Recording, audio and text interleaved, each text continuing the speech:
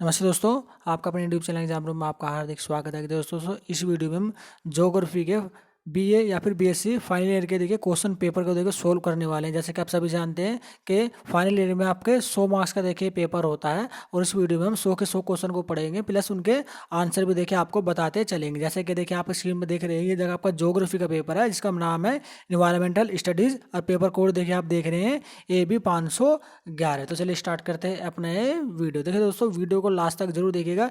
देखिए ये जो पेपर है ना, ये देखिए बहुकल्प टाइप का होता है और कुल यहाँ पर देखिए इसमें 2 घंटे का समय आपको मिलता है। तो चलिए सबसे पहले क्वेश्चन की तरफ हम चलते हैं। देखिए इसमें देखिए मैं हिंदी में देखिए आपके आंसर देखिए पढ़ने वाला हूँ। तो सबसे पहला क्वेश्चन है, जैसे कि देखिए आप स्क्रीन पर देख रहे हैं, निम्नलिखित में से कौन सहनशीलता के 4 स्तंभ के अंतर्गत नहीं आता है। तो इनमें से कौन सा है जो 4 स्तंभ के अंतर्गत नहीं आता है? तो पहले का देखिए सी बिल्कुल सही हो जाएगा, शिक्षा नहीं आता है। बाकी मानव, सामाजिक और पर्यावरण जो है ये सभी सहनशीलता के 4 स्तंभ के अंतर्गत यहाँ पर आता है। शिक्षा देखिए यहाँ पर नहीं आता है। तो इम्पोर्टेंट क्वेश्चन है, इसे आप याद कर लीजिएगा। दूसरा क्वेश्चन देखिए, ओजोन गैस की अधिकता है, तो ओजोन गैस की जो है अधिकता कितनी है ये हमें बताना है। तो दूसरे का यहाँ पर सही आंसर हो जाएगा ऑप्शन नंबर बी बिल्कुल सही, 5 से 30 किलोमीटर के मध्य तक जो है जो ओजोन गैस की देखिए अधिकता पाई जाती है।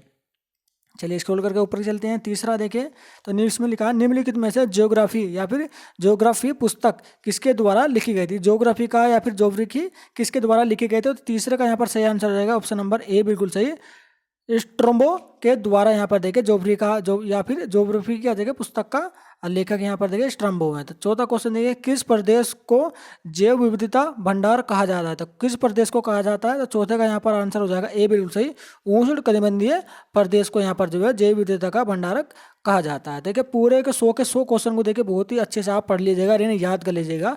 क्योंकि होता क्या है कि जब सीजन यूनिवर्सिटी का देखिए ये कॉन्सेप्ट चलता है, देखिए प्रीवियस ईयर से कम ये 25 से 30 क्वेश्चन के आसपास जो है ना आपका देखो रिपीट कर देता है, और अगले जो बाकी के रेस्ट क्वेश्चन है वो इन्हीं में से देखिए आपके गठा बढ़ाकर वो पूछ लिया जाता है। इसी से कोरिलेटेड करते हुए क्वेश्चन यहाँ पर आपसे पूछे जाते हैं। पांचवा क्वेश्चन देखिए, निम्नलिखित में से किस भंडारक में वायुमंडल 75% घन स्थित है, यानी कि मास स्थित है, ये हमें बताना है। तो पांचवे का यहाँ पर सही आंसर हो जाएगा डी बिल्कुल सही, क्षोभ मंडल देखिए पांचवे का सही आंसर हो जाएगा। छठा क्वेश्चन देखिए, जैव विविधता में उष्ण बिंदु शब्द का प्रयोग सर्वप्रथम किसने किया था? तो जैव विविधता में उष्ण बिंदु का जो प्रयोग है सबसे पहले इस व्यक्ति ने किया था, उस व्यक्ति का नाम हमें बताना है। छठे का सी बिल्कुल सही हो जाएगा, मेयर ने देखिए सबसे पहले वर्ड का इस्तेमाल किया था। सातवां क्वेश्चन देखिए, पारिस्थितिक तंत्र में ऊर्जा प्रवाह सदैव होता है, सदैव कैसा होता है? चक्रीय, एक दिशा, जटिल या फिर बहुदिशात्मक। तो सातवें का यहाँ पर सही आंसर होगा बी बिल्कुल सही, एक दिशा में आपका होता है। देखिए छोटी सी आप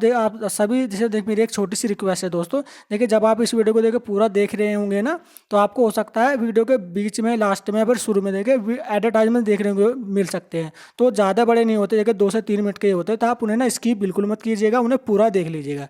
बस इतनी सी हमारी रिक्वेस्ट है, इसे ज़रा मान लीजिएगा। आठवां क्वेश्चन देखिए, इसमें लिख रहा है, प्रकृति एक सलाहकार से अधिक नहीं है, यह किसका कथन है? तो आठवें का यहाँ पर सही आंसर हो जाएगा ए बिल्कुल सही, ब्लासा का ये कथन है। देखिए स्टेटमेंट से रिलेटेड ना कम से कम मैं मानता हूँ 10 से 12 क्वेश्चन देखिए आपसे पूछे जाते हैं। तो जितने भी देखिए स्टेटमेंट होते हैं इन्हें अच्छे से आप याद कर लीजिएगा। चलिए 9वां क्वेश्चन पढ़ लेते हैं। देखिए किस प्रदेश को मध्य रात्रि सूर्य का देश कहा जाता है? तो किस प्रदेश को कहा जाता है ये हमें बताना है। तो 9वें का सही आंसर हो जाएगा बी बिल्कुल सही, टुंड्रा प्रदेश को। चलिए स्क्रॉल करके ऊपर चलते हैं। 10वां क्वेश्चन देखिए, निम्नलिखित में से कौन सा प्रमुख प्रदूषण मोटर वाहनों द्वारा छोड़ा जाता है? तो कौन सा छोड़ा जाता है? तो 10वें का यहाँ पर सही हो जाएगा बी बिल्कुल सही, कार्बन मोनोऑक्साइड। यहाँ पर जो है प्रदूषण जो है मोटर से निकलने वाले धुआं से यहाँ पर सबसे ज्यादा देखिए फैलता है, कार्बन मोनोऑक्साइड। तो 11वां देख लेते हैं। इसमें लिखा है, यह किसका कथन है कि पृथ्वी के गोलों पर स्थित ही भूगोल की वास्तविकता कुंजी है? तो किसका कथन था? तो 11वें का था कि ए बिल्कुल सर है, हास्टिंग्स का। तो इस तरह के स्टेटमेंट देखिए, मैंने कहा था ना स्टेटमेंट से रिलेटेड जो भी देखिए क्वेश्चन होते हैं वो सबसे ज़्यादा यहाँ पर पूछने के चांसेस होते हैं, तो इन्हें आप याद कर लीजिए। 12वां क्वेश्चन देखिए, यह किसका कथन है कि मैदानी ऐसे भाग हैं जहाँ मनुष्य की यातायात, वाणिज्यिक और राजनीतिक तीनों का उत्तरोत्तर विकास होता है? तो ये किसका कथन था? तो 12वें का यहाँ पर सी बिल्कुल सही हो जाएगा आपका, कुमारी सैंपल का। 13वां क्वेश्चन देखिए, निम्नलिखित में से कौन सा युग्म सम्मिलित नहीं है? तो इनमें से युग्म जो है कौन सा सम्मिलित नहीं है? देखिए इस ये ना इस तरह के देखिए इस तरह से आपके क्वेश्चन बनते हो सकता है आपसे लास्ट ये पूछाए कि उत्तर अमेरिका में कौन से घास के मैदान पाए जाते हैं। 4 ऑप्शन दे देगा, उन 4 में से आपका कोई सा भी ऑप्शन दे देगा, जैसे दे देगा प्रियर रीज, तो यहाँ पर आपका सही आंसर हो जाएगा। वैसे इस 13वीं का जो आंसर है वो देखिए बी बिल्कुल सही होगा। ऑस्ट्रेलिया लाजोन जो है सही सम्मेलन नहीं है। बाकी जो 3 है देखिए दक्षिण अमेरिका में देखिए पंपस घास के मैदान पाए जाते हैं, साइबेरिया में स्टेपिस घास के मैदान पाए जाते हैं और उत्तरी अमेरिका में प्रेरिये घास के मैदान पाए जाते हैं। तो इन्हीं से देखे तीनों से रिलेटेड आगे जब आपके पेपर होंगे तो इनमें से तीनों में से कोई सा एक वोकल उठाकर उसके क्वेश्चन बना देगा। तो इसी तरह के कॉन्सेप्ट होते हैं, तो एक दूसरे से देखे कोरिलेट करते हुए क्वेश्चन यहाँ पर बनाए जाते हैं। तो इनका बिल्कुल अच्छे से ना इन्हें याद कर लीजिएगा। 14वां क्वेश्चन देखिए, किसका कथन है कि मानव सभ्यता का इतिहास मिट्टी का इतिहास है और प्रत्येक व्यक्ति की शिक्षा मिट्टी से आरंभ होती है। तो यह किसका स्टेटमेंट है यहाँ पर पूछा गया था। 14वें का यहाँ पर डी बिल्कुल सही होगा, विल्कास का। 15वां क्वेश्चन देखिए, वीडियो को देखिए लाइक जरूर कर दिएगा दोस्तों, और हमारे यूट्यूब चैनल पर यदि आप पहली बार आए तो चैनल को सब्सक्राइब भी कर देगा। और बीए देखिए अदर सब्जेक्ट फाइनल ईयर के, अगर मैं अदर सब्जेक्ट की बात करूँ तो उनके भी देखिए क्वेश्चन को पेपर विद आंसर देखिए मैंने अपने यूट्यूब चैनल पर उनके वीडियो अपलोड किए हुए हैं, तो आप चैनल पर जाकर उन सभी वीडियो को अच्छे से देख लीजिएगा। 15वां क्वेश्चन, भारत देश का आकार किस तरह का है। तो भारत देश का जो आकार है वो किस तरह का, यह हमें बताना है। 15वें का यहाँ पर सही आंसर बी बिल्कुल हो जाएगा, संघनाकार।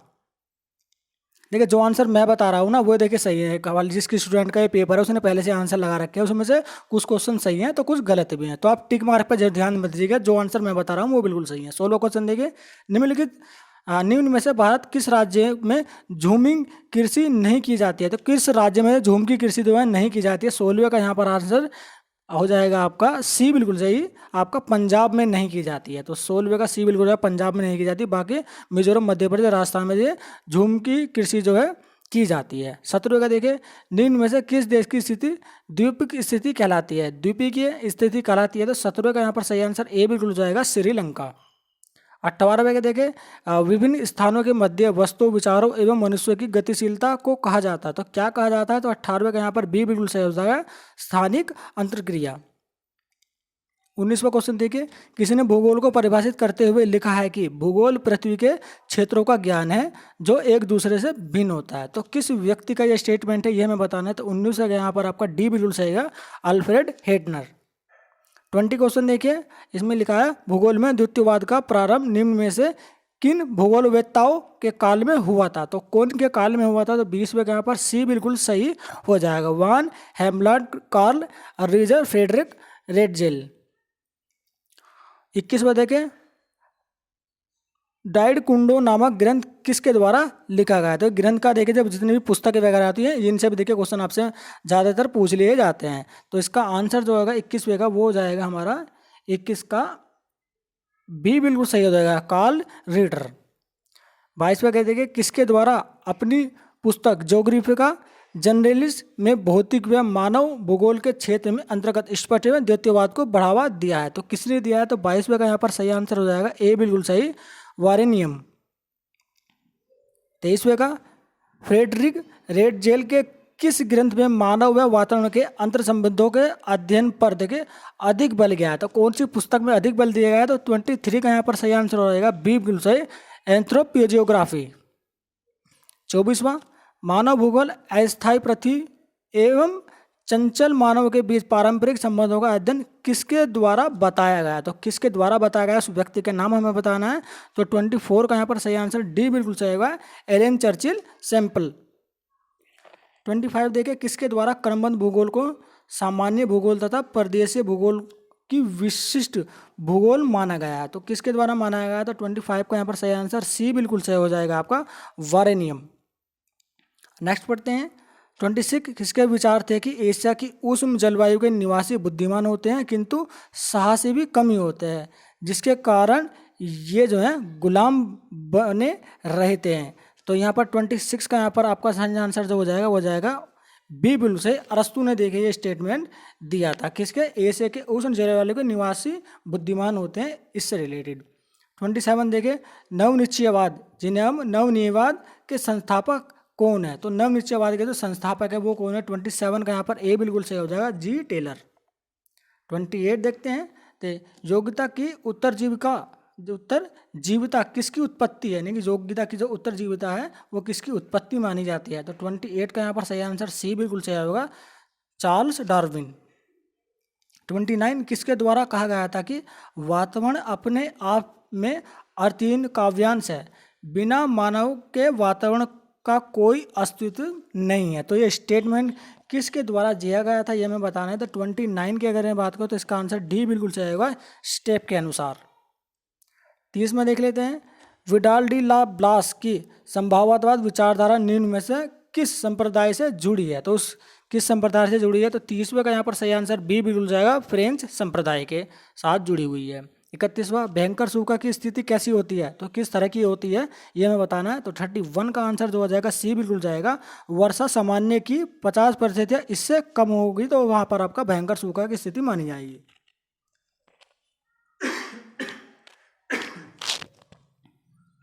32, निम्न में से कौन सा कारण प्राकृतिक नहीं है, किसके कारण पर्यावरणीय ह्रास होता है। तो प्राकृतिक तो नहीं है लेकिन पर्यावरण ह्रास होता है, तो किसके कारण होता है। 32 का यहाँ पर सही आंसर हो जाएगा बी बिल्कुल से वन विनाश के कारण। 33, निम्न में से वन विनाश से क्या परिणाम होता है। तो वन विनाश से देखिए क्या परिणाम होता है। तो 33 की अगर मैं बात करूँ 33 नंबर के, तो यहाँ पर आपका सही आंसर हो जाएगा सी बिल्कुल सही, तो मृदा संरक्षण। 34, भारत का लगभग कितना प्रतिशत क्षेत्र मृदा अपर्दान के अंतर्गत आता है। तो कितना प्रतिशत क्षेत्र जो है वो आता है। तो 34 का आंसर डी बिल्कुल सही आएगा, 53% देखिए मृदा अपर्दान क्षेत्रफल के अंतर्गत आता है। 35, निम्न में से किसका उपयोग refrigerator, air conditioner, hair dryer से स्प्रे केन आदि में होता है। तो कौन सी वो गैस है वो हमें बताना है। तो 35 की अगर मैं बात करूँ तो इसका आंसर ए बिल्कुल हो जाएगा, क्लोरोफ्लोरोकार्बन। 36, निम्न में से किस प्रदूषण के कारण कैंसर रोग में बढ़ोतरी देखी गई है। तो कौन सी वो ऐसी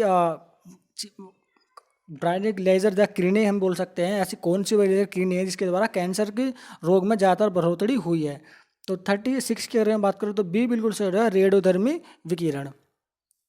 37 बताइए, भारत देश में वन नीति कब लागू की गई। तो वन नीति कब लागू गई, तो 37 का सी बिल्कुल सही होगा, 1894। 38, पर्यावरण संतुलन बनाए रखने के लिए कितने प्रतिशत भूभाग पर वन होना चाहिए। तो कितने प्रतिशत भूभाग पर वन होना चाहिए। तो 38 का यहाँ पर सही आंसर बी बिल्कुल सही होगा, 33% भूभाग पर देखिए वन होना जरूरी है। 39, भारत देश के कितने प्रतिशत क्षेत्रफल जल अपर्दन से प्रभावित है। तो जल अपर्दन से यहाँ पर प्रभावित है। 39 की अगर हम बात करें तो डी बिल्कुल सही हो जाएगा, 45%। 40 का देखिए, भारत में केंद्रीय मरुस्थल शोध संस्थान कहाँ पर स्थित है। तो केंद्रीय मरुस्थल शोध संस्थान यहाँ पर देखिए कहाँ पर स्थित है। तो 40 का अगर मैं बात करूँ तो यहाँ पर देखिए इसका ए बिल्कुल सही हो जाएगा, जोधपुर में है। 41 का आटाकामा मरुस्थल किस देश में स्थित है। तो आटाकामा की अगर बात करें तो किस देश में है। तो 41 की अगर सी देखिए इसका सी लगा, चिली में है। 42, ऑस्ट्रेलिया के कालगुरली व कुलगांडी किसके लिए प्रसिद्ध हैं। तो 42वें का यहाँ पर सही आंसर हो जाएगा बी बिल्कुल सही, सोने की खान यहाँ पर है। ऑस्ट्रेलिया के में सोने की खान कहाँ कहाँ पाए जाते हैं, कालगुर्गी व कुलगांडी। 43, आगरा स्थित विश्व प्रसिद्ध ताजमहल निम्न में से किसके द्वारा सबसे अधिक प्रभावित हो रहा है। तो किसके द्वारा, वो कौन से ऐसी गैस हैं जिसकी वजह से ताजमहल जो है अपनी जो है खूबसूरती को खो रहा है, इसमें ऐसा पूछा गया था। 43 का अगर मैं बात करूँ तो इसका आंसर डी बिल्कुल जाएगा, सल्फर डाइऑक्साइड के कारण जो है ताजमहल जो है ना धीरे धीरे जो है बदरंग होता जा रहा है, पीला पड़ रहा है यानी कि उसका पत्थर। 44, भारत में प्रदूषण निवारण और नियंत्रण कानून किस वर्ष लागू किया गया था। 44 की अगर मैं बात करूँ तो इसका सही आंसर हो जाएगा सी बिल्कुल सही, 1981 में। 45, पीले रोग निम्न में से किस प्रदूषण के कारण अधिकतम फैलता है। तो पीले रोग के बारे में पूछा गया था। 45 का यहाँ पर अगर मैं सही आंसर की बात करूँ तो यहाँ पर इसका आंसर ए बिल्कुल सही हो जाएगा, जल प्रदूषण। 46, भारत में जल प्रदूषण निवारण व नियंत्रण अधिकतम किस वर्ष में पारित किया गया। तो अधिकतम यहाँ पर जल प्रदूषण निवारण जो है और नियंत्रण जो किस वर्ष में देखिए अधिक लागू किया गया था। तो 46 की अगर मैं बात करूँ तो इसका आंसर बी बिल्कुल सही होने वाला है, 1974। 47, भारत में किस वर्ष में पर्यावरण वन व जलवायु परिवर्तन केंद्रीय मंत्रालय ने ठोस अपशिष्ट प्रबंधन संबंधित नियम लागू किए गए थे। सबसे कड़े नियम जो है कब लागू किए गए थे। तो 47 का यहाँ पर सही आंसर सी बिल्कुल सही होगा, 2016 में। 48 भारत के नगरीय क्षेत्रों में कितने प्रतिशत ठोस अपशिष्ट का सही तरीके से उपचार किया जाता है। तो सही तरीके से कितने प्रतिशत उपचार किया जाता है, तो 48 का ए बिल्कुल यहाँ पर सही होने वाला है, 20%। 49 भारत में देखिए औसत अपशिष्ट प्रतिदिन व्यक्ति कितने प्रतिशत होता है, यानी कि यहाँ पर अगर इसमें पूछा गया भारत में औसत अपशिष्ट प्रतिशत प्रति व्यक्ति की अगर हम बात करें तो कितने प्रतिशत यहाँ पर होता है। तो 49 की यहाँ पर बात करें तो इसका आंसर बी बिल्कुल सही होने वाला है, 450 ग्राम। 50वें देखिए, मानव किस तरह से पर्यावरण का संरक्षण करता है, तो किस तरह से संरक्षण कर सकता है, तो 50वें का यहाँ पर डी बिल्कुल सही हो जाएगा, अधिकतम जनसंख्या जीवाश्म ईंधन जलाकर और उन्होंने की कटाई करके। तो पर्यावरण को देखे क्षति पहुंचा रहा है इन सभी के कारण, ये अत्यधिक महत्वपूर्ण देखे हैं। 51वें किस धाराओं के अंतर्गत पर्यावरण संरक्षण के दायित्व राज्य तथा उनके नागरिकों पर डाला गया था, किस धारा के अंतर्गत डाला गया, तो 51वें का सी बिल्कुल सही हो जाने वाला, 48A व 51A के अनुसार। 52 निम्नलिखित में से किसके अनुसार पर्यावरण प्रबंधन एक तंत्र होता है जो पर्यावरण व संसाधन के संरक्षण की समस्याओं का पुनर्निर्माण करके उनके बचाव करता है। तो ये किसने कहा था, तो 52 की अगर मैं बात करूँ तो यहाँ पर इसका सही आंसर ए बिल्कुल जाएगा, डी थॉमसन ने। 53 की तरफ पढ़ते हैं दोस्तों। तो वीडियो को लाइक तथा हमारे यूट्यूब चैनल आपको सब्सक्राइब जरूर होगा, और यदि बीच बीच में आपको कोई एड्स देखने को मिलते हैं तो प्लीज़ उन्हें पूरा देखिएगा, उन्हें बिल्कुल भी स्किप मत कीजिएगा। तो हमारी आपके लिए एक छोटी सी रिक्वेस्ट है बस। 53 की अगर बात करूँ तो इसमें लिखा हुआ है विकासशील देशों में पर्यावरण प्रबंधन हेतु कौन सी समस्याएं हैं। तो विकासशील देशों की यहाँ पर बात की गई है, तो 53 का यहाँ पर सही आंसर डी बिल्कुल सही हो जाएगा, उपयुक्त सभी, गरीबी, तीव्र बढ़ती जनसंख्या और पर्यावरण कानून के कार्यान्वयन में त्रुटि। 54 अपिक्को आंदोलन किस क्षेत्र में संबंधित है, तो अपिक्को आंदोलन एक चलाया गया था, वो किस क्षेत्र से संबंधित है ये मैं बताना है। तो 54 का बी बिल्कुल यहाँ पर सही हो रहा है, पाली व नीलगिरी पर्वतीय क्षेत्रों में जो है ना अपिक्को आंदोलन चलाया गया था पर्यावरण संरक्षण के लिए। 53 का निम्न में से किसके द्वारा राजस्थान के गाँवों में जल संरक्षण के प्रति जन चेतना विकसित की गई, तो किसके द्वारा विकसित की गई थी, तो 55वें का सी बिल्कुल यहाँ पर सही होगा, राजेंद्र सिंह के अनुसार ये चलाया गया था अभियान। 56 संयुक्त राष्ट्र पर्यावरण कार्यक्रम का गठन कब हुआ, तो 56 में एक आंसर होने वाला ए 1972। 57 प्रकृति के संरक्षण हेतु अंतर्राष्ट्रीय संघ का मुख्यालय कहाँ पर स्थित है। देखिए प्रकृति संरक्षण के जो हेतु है अंतर्राष्ट्रीय स्तर पर जो इनका मुख्यालय यहाँ पर कहाँ है, 57 का बी बिल्कुल सही हो जाएगा, स्विट्जरलैंड। 58 का ग्रीन पीस इंटरनेशनल का मुख्यालय कहाँ पर स्थित है, तो ये मैं बताना है, तो 58 का यहाँ पर डी बिल्कुल सही हो जाएगा, एम्स्टर्डम। 59 राष्ट्रीय हरित न्यायीकरण का मुख्यालय कहाँ पर स्थित है, तो 59 का यहाँ पर सी बिल्कुल जाएगा, दिल्ली में। 60 का देख लें, पृथ्वी दिवस कब मनाया जाता है, तो बताइए। इंडिपेंडेंट बहुत ही कॉमन सा क्वेश्चन पूछे जाते हैं यहाँ पर। 60 की अगर मैं बात करूँ तो सी बिल्कुल सही हो जाएगा, 22 अप्रैल को।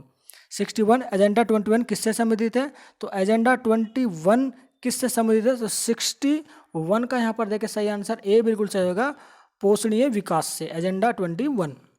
62 शांत घाटी आंदोलन भारत के किस राज्य से संबंधित है। शांत घाटी एक आंदोलन चलाया गया था, किस राज्य में चलाया गया था, तो 62 में देखिए बी बिल्कुल सही हो जाएगा, केरल राज्य में चलाया गया था, केरल में।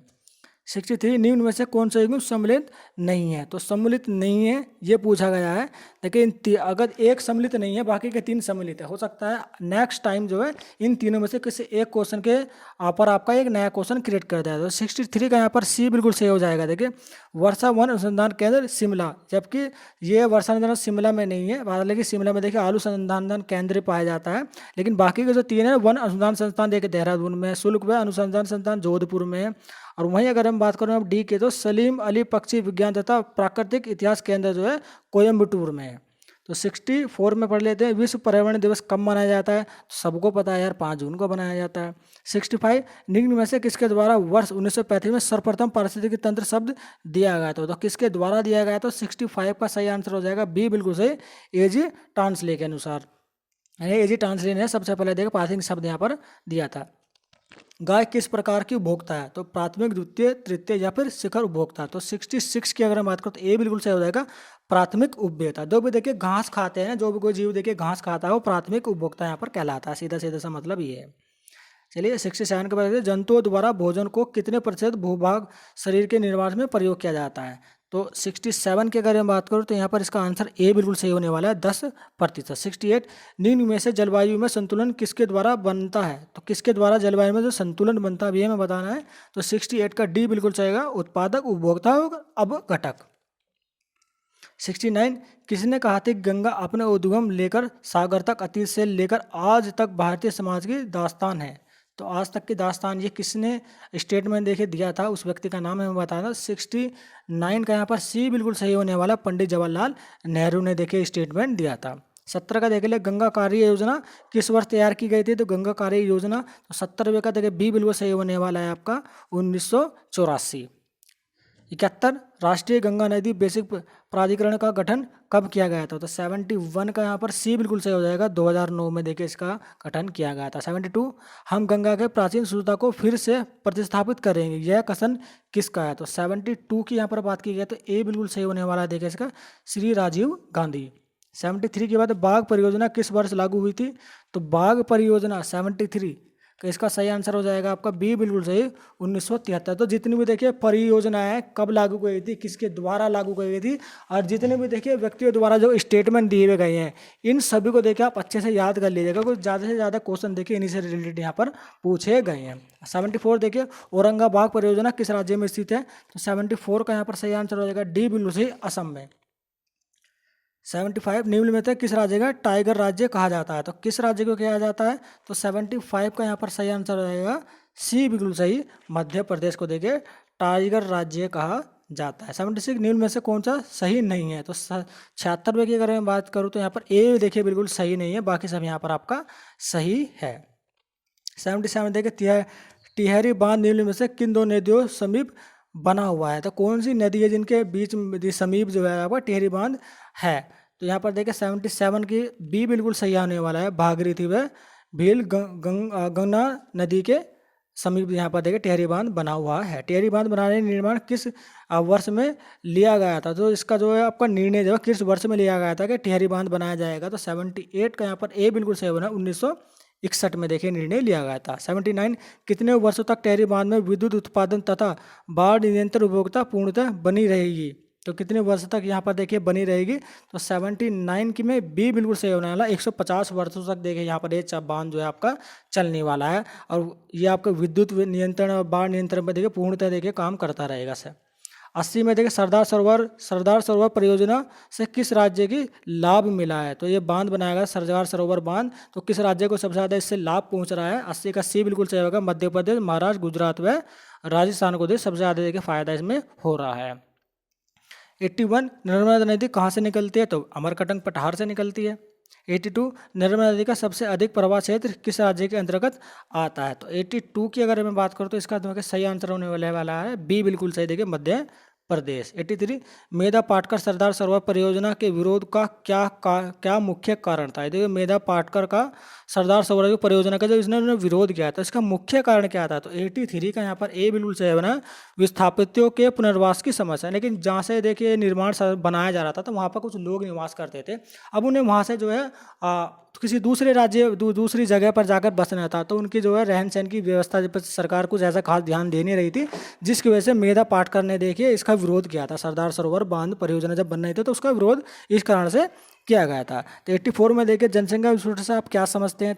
तो 84 में यहाँ पर बी बिल्कुल सही हो जाएगा, संसाधनों की तुलना में जनसंख्या में अत्यधिक वृद्धि। देखिए संसाधन और जनसंख्या इक्वल रहेंगे ना, तो जनसंख्या में वृद्धि नहीं होगी और विकास जो है तेजी से प्रगति पर विस्तार करेगा। 85 देखिए, निम्न में से जनसंख्या विस्फोट के कौन से कारण है? तो कौन से कारण है ये हमें बताना है। तो 85 का सी बिल्कुल सही होने वाला है। सी में 2, 3, 4 है, कृषि उत्पादन में वृद्धि, सार्वभौम विवाद और दरिद्रता, ये तीनों देखिए जनसंख्या विस्फोट के कारण हैं। 86, जनसंख्या वृद्धि को रोकने हेतु कौन सी उपाय यहाँ पर अधिक सार्थक होंगे? तो कौन से उपाय जो है जनसंख्या नियंत्रण को सार्थक होंगे? तो 86 का यहाँ पर आपका आंसर यहाँ पर सही हो जाएगा ऑप्शन नंबर डी बिल्कुल सही, यानी कि 1, 2, 3, 4 चारों जो स्टेटमेंट दिए गए वो देखिए बिल्कुल सही होने वाले। 87 देखिए, खास सुरक्षा हेतु तृतीय अवस्था में क्या जरूर है? तो तृतीय अवस्था की देखिए बात पूछी गई थी, हो सकता है आपको खास सुरक्षा हेतु प्रथम या फिर द्वितीय अवस्था से क्वेश्चन पूछा जाए, लेकिन पिछली बार देखिए तृतीय अवस्था में यहाँ पर सब पूछा गया था। तो 87 का यहाँ पर सही आंसर हो जाएगा आपका बी बिल्कुल सही, अनाज दाल के साथ दूध की उपलब्धता। 88, ग्रामीण भारत में कौन से राज्य सर्वाधिक खाद्य असुरक्षित राज्य है? तो ग्रामीण भारतीय राज्य में कौन सा देगा सर्वाधिक खाद्य असुरक्षित राज्य यहाँ पर माना जाता है? ये मैं बताना। 88 का ए बिल्कुल सही हो जाएगा, बिहार, झारखंड व मध्य प्रदेश।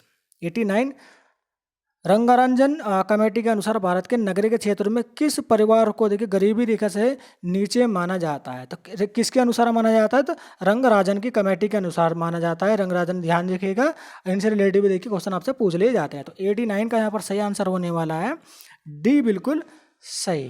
तो डी में क्या लिखा? जो प्रतिदिन 47 रुपये से कम खर्च करता है। 90 का देखिए, खाद्य सुरक्षा सूचकांक के अंतर्गत भारत की कैंटीन क्या है? तो यहाँ भारत की यहाँ पर रैंकिंग यहाँ पर पूछी गई है। भारत खाद्य सुरक्षा सूचकांक के अंतर्गत भारत की रैंक यहाँ पर क्या है? तो 90 का आंसर यहाँ पर बी बिल्कुल सही हो जाएगा। 74 भारत की रैंकिंग है। अगला पूछा गया, निम्नलिखित में से कौन सी गैस भूमंडलीय ऊष्मीकरण के लिए जिम्मेदार यहाँ पर मानी जाती है? तो 91 का सही आंसर हो जाएगा सी बिल्कुल सही, कार्बन डाइऑक्साइड, जिसकी वजह से देखिए पृथ्वी का जो वातावरण है बहुत ही ज़्यादा गर्म हो रहा है। 92, भूमंडलीय ऊष्मीकरण के परिणाम होते हैं। तो क्या परिणाम होते हैं? तो 92 का बी बिल्कुल यहाँ पर सही होने वाला है। 1, 2 और 4। 1 में लिखा है गर्म तरंगों की बढ़ोतरी, तीव्र नियमित सूखा, और 4 यहाँ पर पड़े थे भारी वर्षा जो है भूमंडलीय ऊष्मीकरण के परिणाम होते हैं। 94, निम्नलिखित में से कौन सा देश कार्बन डाइऑक्साइड के उत्सर्जन में सबसे अधिक योगदान दे रहा है? तो कौन सा देश दे रहा है सबसे ज़्यादा योगदान जो है? तो 93 का सही आंसर यहाँ पर हो जाएगा ए बिल्कुल सही, चीन। देखिए चीन सबसे ज़्यादा प्रदूषण फैला रहा है पूरे विश्व में। 94 देखें, इन सीटू संरक्षण का तात्पर्य है। इन सीटू संरक्षण का क्या मतलब है? तो 94 व डी बिल्कुल यहाँ पर सही हो जाएगा। डी देख लेते हैं, इसमें लिखा हुआ है प्रजातियों का संरक्षण व सुरक्षा उनके मूल आवासों से ही किया जाता है। तो 95 देख लेते हैं, भारत देश में विश्व के कितने प्रतिशत जीवित जातियाँ रहती है? तो कितने प्रतिशत जो है आपकी जीवित जातियाँ रहती हैं भारत में? तो 95 का यहाँ पर सही आंसर हो जाएगा बी बिल्कुल सही, 7.3%। 96, निम्न में से किसको संकटापन्न प्रजातियों में रखा गया है? तो कौन से को देख संकटापन्न, यानी कि ये कह सकते हैं कि जिनकी जातियाँ जो विलुप्त हो रही हैं, संकटापन्न जातियाँ उन्हें कहा जाता है। तो 96 का यहाँ पर सी बिल्कुल सही हो जाएगा, बब्बर शेर, जो देखिए भारत में देखिए बहुत ही कम बचे हैं, तो इस वजह से इन्हें संकटापन्न कैटेगरी में यहाँ पर देखिए डाल दिया गया है। 97 है, जैव विविधता विधेयक भारतीय संसद में कब प्रस्तुत किया गया? तो 97 का सी बिल्कुल सही हो जाएगा, 2002 में देखिए किया गया था। 98, सतत विकास किसके विकास की बात करता है? तो सतत विकास जो है किसके विकास की बात करता है? तो 98 में ए बिल्कुल जाएगा, वर्तमान एवं आगामी जनसंख्या। 99, निम्न में से किस रिपोर्ट में सत्य विकास की परिभाषा को प्रस्तुत किया गया था? तो किस रिपोर्ट के अनुसार किया गया था? तो 99 का यहाँ पर बी बिल्कुल है, ब्रंटलैंड रिपोर्ट के अनुसार जो है सत्य विकास परिभाषा को जहाँ पर देखिए परिभाषित किया था। तो इधर इस पेपर का ही लास्ट क्वेश्चन है, 100वां क्वेश्चन है, इसे पढ़ लेते हैं दोस्तों। तो 10वें का 100वें का देखें, निम्न में से संयुक्त राष्ट्र द्वारा 2015 में अपनाए गए सत्य विकास लक्षणों के अंतर्गत कौन नहीं आते? तो कौन नहीं आते? तो 100वें का डी बिल्कुल सही है, आतंकवाद देखिए इसके अंतर्गत नहीं आता है, बाकी गरीबी, जलवायु परिवर्तन, पर्यावरण संरक्षण, तो ये सभी यहाँ पर देखिए आते हैं। देखिए उम्मीद करता हूँ देखिए आप ये जो वीडियो में 100 के 100 क्वेश्चन जो है वो आपको बहुत ही अच्छे लगेंगे। देखिए इन्हें देखिए याद जरूर कर लीजिएगा, 2-3 बार अगर इस वीडियो को आप अच्छे से देख लें तो आपको ये याद हो जाएंगे। देखिए आने वाले पेपर में जो है इसी से रिलेटेड देखिए आपके क्वेश्चन पूछे जाते हैं। बहुत सी बार तो क्या आता है कि ये कॉपी पेस्ट भी यहाँ पर कर देते हैं, और एक बार में जितने भी देखिए संरक्षण है, किस व्यक्ति ने किसको स्टेटमेंट दिया था, जितने भी बांध वगैरह किसकी स्थापना कब की गई थी, तो इन सभी के बारे में ना एक बार अच्छे से पढ़ लेगा, क्योंकि ज़्यादातर क्वेश्चन जो है इन्हीं से रिलेटेड यहाँ पर आपसे पूछे जाते हैं। तो चैनल को देखिए सब्सक्राइब जरूर कर देगा दोस्तों। तो चलिए चलते हैं, जल्दी मिलते हैं अपनी नेक्स्ट वीडियो में इसी तरह के एक नए क्वेश्चन पेपर के साथ।